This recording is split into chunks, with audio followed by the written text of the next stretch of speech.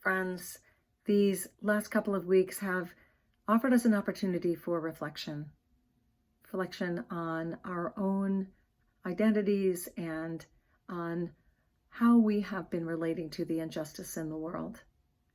I know for me, one of the things that I thought about was my mindfulness practice and how I'm using that to support me in the justice work that I want to do. I came across this lovely reflection by Suzel Stebbins Collins on facing injustice with mindfulness, and I wanted to share it with you. Injustice, she says, is based on one person or group trying to get control, hold on to resources, status, a good life at the expense of another person or group. Injustice can be understood as a personal and collective experience and as a set of well-developed systems that pervade our lives and include intersecting oppressions, classism, racism, sexism, etc. These are often hidden or obscured and difficult to face, calling for continual awareness and inquiry. A key insight for awareness of injustice is the concept of interbeing, non-separation. Thich Nhat Hanh often talks beautifully about interbeing, about how we interbe or inter-are with all beings on this planet, all life, including plant life. He has a poem that speaks eloquently about this. It's called Please Call Me by My True Names. This is Thich Nhat Hanh. Don't say that I will depart tomorrow. Even today, I am still arriving. Look deeply. Every second I am arriving. To be a bud on a spring branch, to be a tiny bird with still fragile wings, learning to sing in my new nest, to be a caterpillar in the heart of a flower, to be a jewel hiding itself inside of a stone. I still arrive in order to laugh and to cry, to fear and to hope. The rhythm of my heart is the birth and death of all that is alive. I am the mayfly metamorphosing on the surface of the river, and I am the bird that swoops down to swallow the mayfly. I am the frog swimming happily in the clear water of a pond, and I am the grass snake that silently feeds itself on the frog. I am the child in Uganda, all skin and bones, my legs as thin as bamboo sticks, and I am the arms merchant selling deadly weapons to Uganda.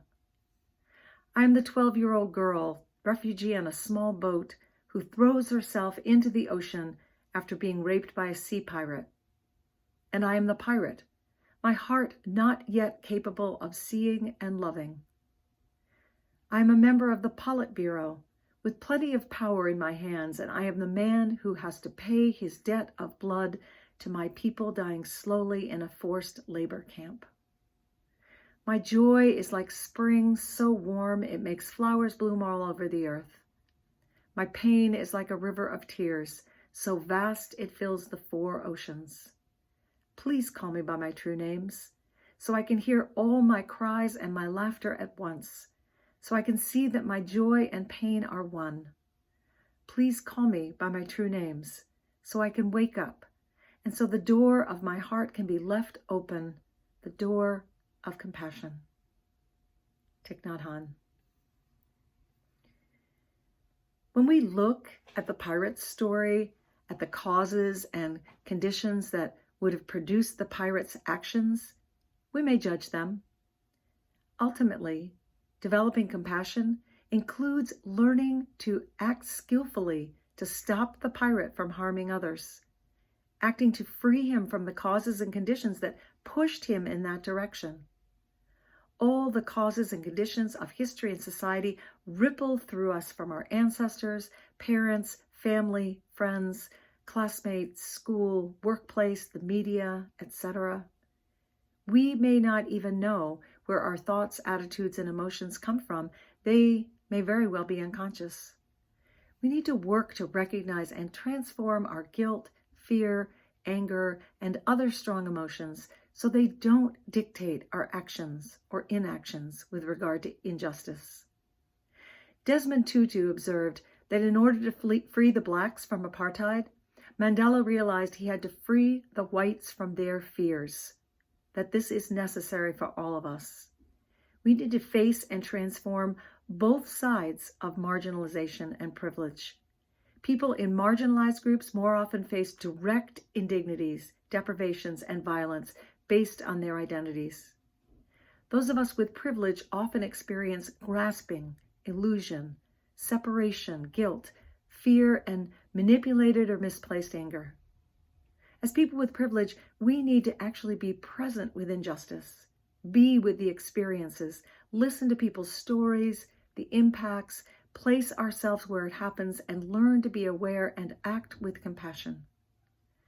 Some of us as white people have chosen to live in the inner city, hanging out on the porch, being present when police are patrolling, being witness and interacting with them to ensure decent treatment of neighbors of color. Not all of us can do that, but all of us need to be aware of our own blessings and privileges and use them for the well-being of all. Thank you to Suzel Stebbins Collins for the inspiration of this reflection. Dear ones, I hope you are well, and I hope that this reflection touches something in you. We will continue to have conversations at First Parish about our relationship to the injustices in the world, especially those of us with privilege, especially those of us with white skin privilege. Take good care of yourselves. I love you, and I hope to see you soon.